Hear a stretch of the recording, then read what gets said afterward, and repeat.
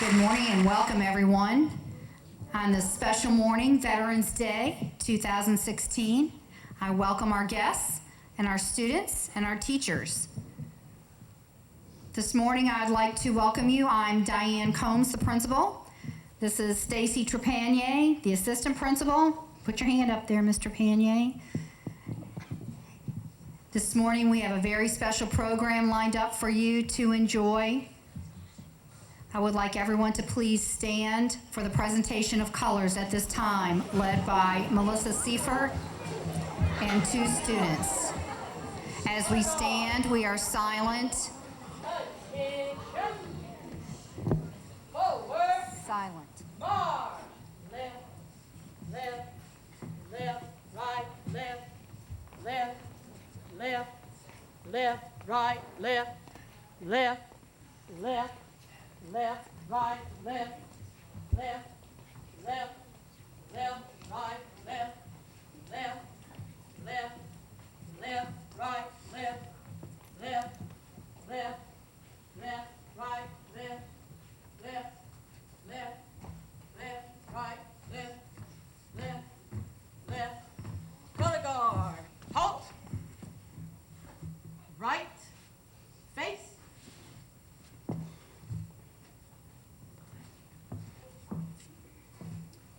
At this time, let's pledge allegiance to the flag. It will be led by Mr. Jay Barnett, Marines and Army Reserve.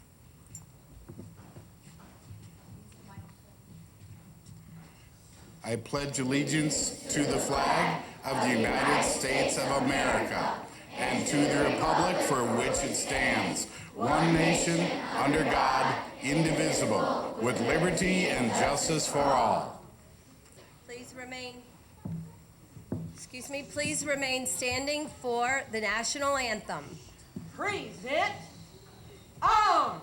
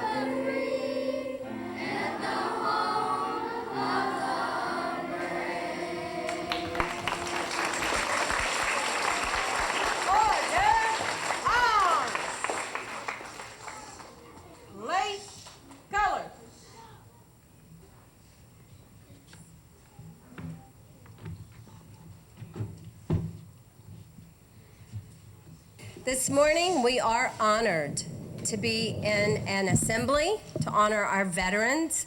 This morning, we have a young lady who would like to read a letter to our veterans.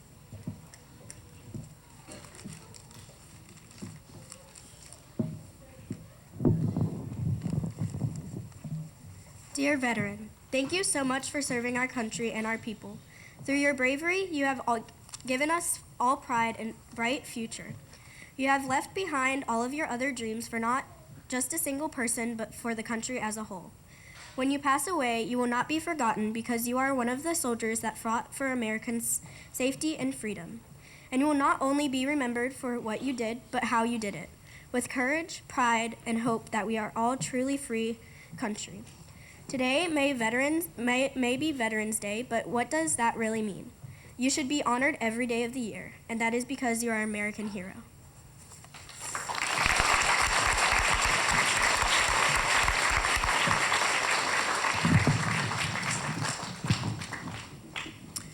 Some of you may have noticed the white linen table that's presented on our stage. You may have seen it in a library. You may have seen it at a restaurant. It has special meaning, and today we would like to share just a little bit of an excerpt about what this book is truly representing.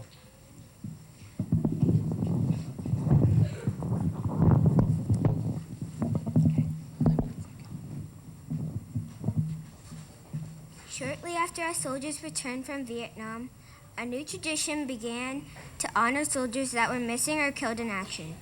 Each Veterans Day, many families and restaurants display a missing man or white table. In the children's book, America's White Table, the story explains why the table is set and what each item at the table setting means. Today we will share excerpts from the book to explain how each item helps us remember and honor our brave veterans. A small table is used to represent one soldier's lonely battle against many.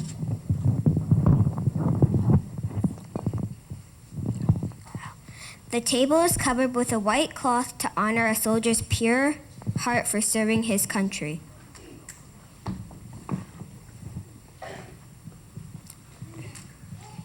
A slice of lemon represents a captive soldier's bitter fate.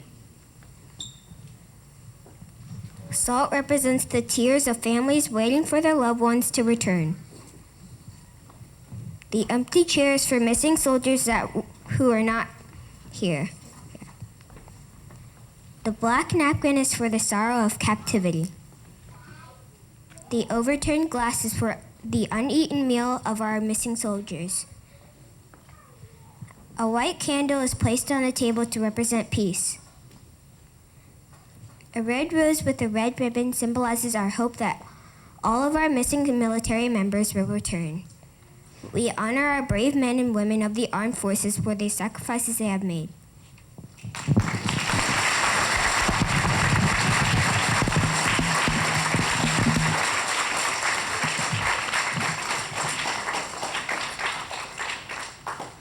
And at this time, we will hear Mrs. Lancaster and her band perform.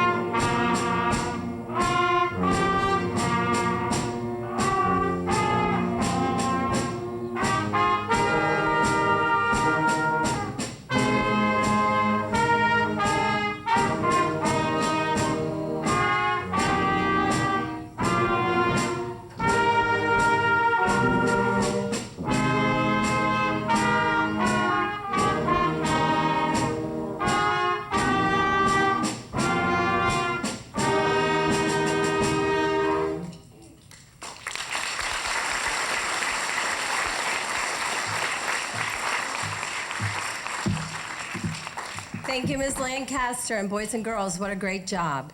At this time, Ms. Moses and her chorus will perform some songs for us.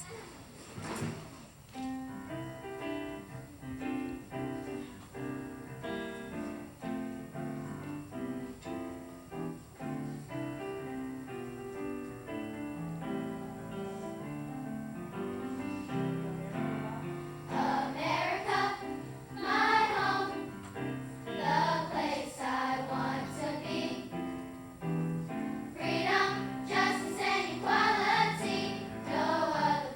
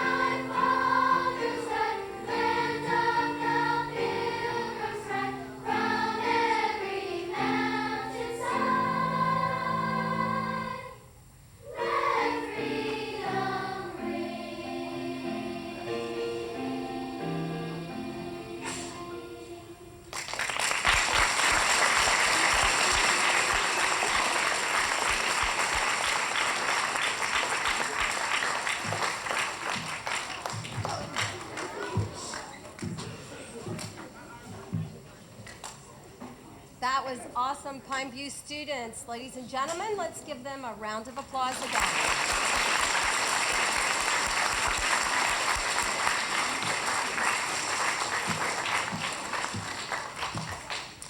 Once again, I thank you very much for each and every one of you that took the time to come to Pine View Middle School to celebrate this day with us.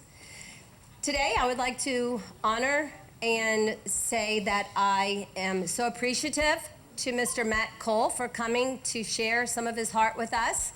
Mr. Cole has a special place in my heart as well because Mr. Cole served in Iraq with my son. So as we listen attentively, he has some wonderful stories to share.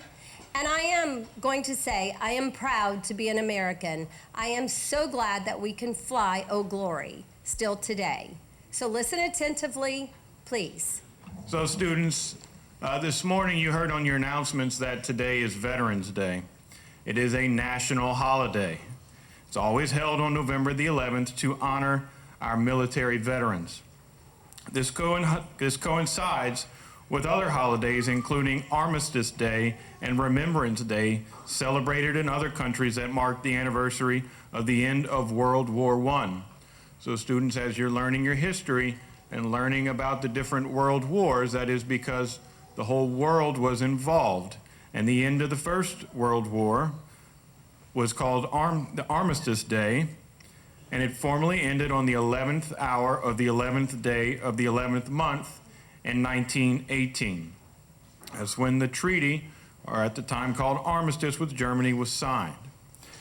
The United States previously observed Armistice Day, and the U.S. holiday was renamed Veterans Day in 1954. Now, students, Veterans Day is not to be confused with Memorial Day. Veterans Day celebrates the service of all U.S. military veterans, while Memorial Day honors those who died in battle. So today is the day all of you who didn't serve or who haven't served yet thank us veterans. But I'm not here for you to say thank you to me. I'm here to help you understand what it means to be a veteran and how to show your thanks. Because just saying thank you isn't enough. Just like sometimes saying sorry isn't always enough, you have to show that you mean it. And what's great about America's Veterans Day is we can thank every veteran from every war, from the Revolutionary War to the present. So I'm going to share with you the story of a Civil War soldier.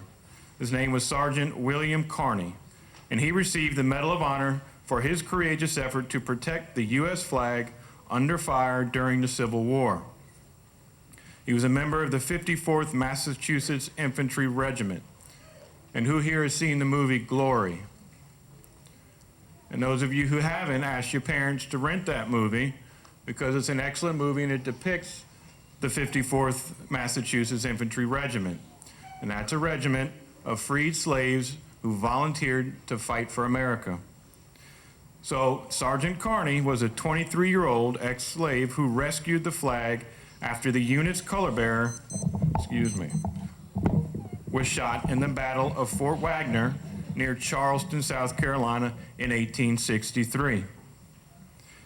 Although he was wounded, he never gave up the flag or allowed it to touch the ground. Before the battle, he was unharmed, and he charged forward and planted the flag in the shadow of the Confederate stronghold. His comrades rushed in. The tide soon turned, and the 54th was forced to withdraw from the bloody conflict. The rebels in hot pursuit. Before he would retreat, however, the young sergeant retrieved the flag. As he struggled to get away, splashing through waist-deep water, he was shot in the chest and the right arm. He pressed on, still clutching the flag. He was hit yet again, but would not release the flag, not even when another soldier from another unit from New York offered to take it for him. Carney is quoted in saying, "No one but a member of the 54th will carry these colors." In May of 1900, Sergeant Carney became the first Black American to be the recipient of our nation's highest honor. Now, as you saw in the beginning presentation about the book America's White Table, describing a Vietnam POW and his family's efforts to show thanks and presenting the Missing Man Table, also called the POWMIA Table, which is a place of honor. It's set up at military dining facilities and during occasions such as military balls in memory of the fallen, missing, or imprisoned military service members. The table serves as a focal point of ceremonial remembrance, and this came originally growing out of U.S. concern over the missing in action and POWs in Vietnam. And did you know that we have a former Vietnam POW that lives here in Covington, and his name is Colonel Murphy Neal Jones. He was imprisoned at the notorious Hanoi Hilton in North Vietnam, along with the U.S. Senator for the state of Arizona, John McCain. And some of you here may be familiar with that name. He ran for president against Barack Obama in 2008. Senator McCain shared a story years ago about a fellow prisoner named Mike Christian, and I want to share it with you today. In the early years, the North Vietnamese kept all the prisoners in solitary confinement, which is 2 or 3 to a cell. Now, in 1971, the North Vietnamese moved from isolation into large rooms with as many as 30 or 40 men in a room. One of the men, named Mike Christian, he was from Selma, Alabama. He grew up very poor and did not even have a pair of shoes until he was 13 years old. At the age of 17, he enlisted in the Navy. He later earned a commission, becoming an officer, and became a naval aviator or pilot. He was shot down and captured in 1967. Mike had a keen and deep appreciation for the opportunities this country and our military provide for people who want to work and want to succeed. As a part of the change of treatment, the Vietnamese allowed some prisoners to receive packages from home. And some of these packages were handkerchiefs, scarves, and other items of clothing. Mike got himself a piece of white cloth and a piece of red cloth, fashioned himself a bamboo needle. Over a period of a couple months, he sewed the American flag on the inside of his prisoner uniform shirt. Now, the uniforms the prisoners wore consisted of a blue short-sleeved shirt, trousers that looked like pajamas, and rubber sandals that were made out of old car tires. So every afternoon, before the prisoners ate their one meal of the day, which was a bowl of soup, they would hang Mike's shirt on the wall and say the Pledge of Allegiance. Senator McCain states, "I know that saying the Pledge of Allegiance may not seem the most important or meaningful part of our day now, but I can assure you that for those men in that stark prison cell, it was indeed the most important and meaningful event of our day." One day, the Vietnamese discovered Mike's shirt with the flag sewn inside, and they took it. Later that evening, they pulled him out of the cell and tortured him. They beat him up pretty bad. The other prisoners tried to comfort him when he came back. They took care of him as best they could. And would you believe that later that night, sitting underneath a dim light bulb with a piece of white cloth, a piece of red cloth, another shirt, and his bamboo needle, Mike Christian, with 2 black eyes, nearly swollen shut from his beating, sat there and made another American flag. He was not making the flag because it made him feel better. He was making that flag because he knew how important it was for all the other POWs to be able to pledge their allegiance to our flag and our country. So back to Colonel Jones that lives here in Covington. He shares a similar story around the same time frame when the prisoners in his cell stood up and sang the national anthem. The Vietnamese heard it. They came in and took the senior man out of the room and beat them to make him stop. But one by one, they would stand back up and sing our national anthem. What I want you to learn from the story of Sergeant William Carney, Mike Christian, and Neal Jones is the great sacrifice that veterans have made for this country and our flag. Because the one thing all Americans can unite around is our flag. We all come from different backgrounds and cultures. We look different, we sound different, we have different religions and customs, but as long as we unite around our flag, we can never be divided, and America will live forever. The American flag is sacred. Veterans have a deep respect and appreciation for our flag. from the oath we take when joining the service until the flag drapes our coffins. Every time you see an American flag, look at the colors. And boys and girls today, look at the flag on stage as we discuss it, the red stripe. So many Americans have shed their blood for our freedoms. The white, think of a blank sheet of paper. In this country, you have the opportunity to write or draw your own future. As long as you work hard and do your very best, you can be great. The blue is for you. You are the future of this country. Some of you here will serve in the military. Others will become teachers, doctors, lawyers, mechanics, builders, policemen, firemen, and even some of you will be elected officials and maybe even the mayor of this town. Now, many of you have seen on TV the burning of our flag and folks that sit or kneel for our national anthem. Although it is your constitutional right to do so, I want you to remember the story of Sergeant William Carney, a freed slave who didn't have to fight but chose to. He wouldn't let the flag fall despite being so severely wounded. The thousands of prisoners of wars throughout history, America's history, who suffered greatly, never gave up their patriotism, and all of the men and women who have died in battle. And think of me. I served in the Marine Corps. I served 2 tours of duty in Iraq. I was severely wounded, and I cannot stand. I shed my red blood. You see on those red stripes of our flag. I suffered great pain when I was wounded, but nothing is more painful than to see my fellow Americans burn our flag or disrespect the flag. So there are simple things that you can do to show your thanks to veterans today. So how many of you have a parent that's a veteran or is still serving? How many of you have family members, friends, and neighbors? So just about everybody. And then all the veteran guests that are here today. So when you get home, being that today is Veterans Day, you need to go see them, call them, and thank them. If you have a talent, play music for them, sing to them, draw them a picture. If you can, get an American flag and hang it at your house.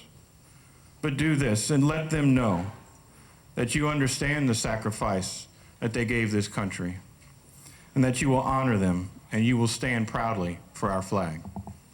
Thank you.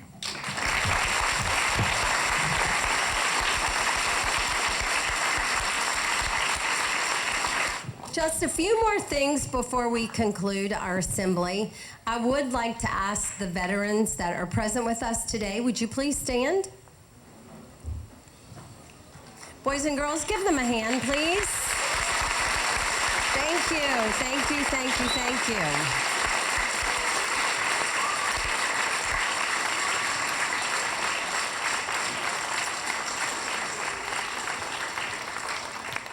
I have a very small token of appreciation for a couple of you guys, women in here. I'd like to honor our oldest veteran here, and we'll start with like the age of 70. Do we have 80? Do we have 85? Do we have 90? Do we have 88?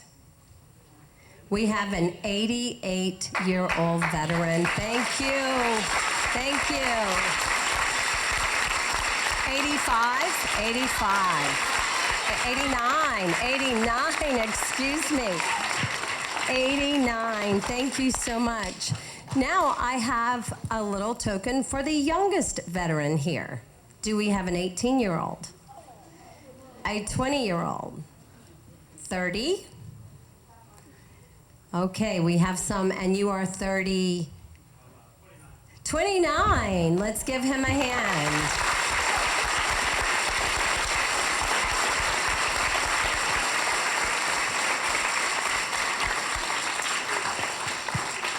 So, if you would just remain standing for us, and again, I want to say thank you to everyone who showed up today. It's a pleasure to be able to do this. It's a passion that I have. So now, Ms. Combs.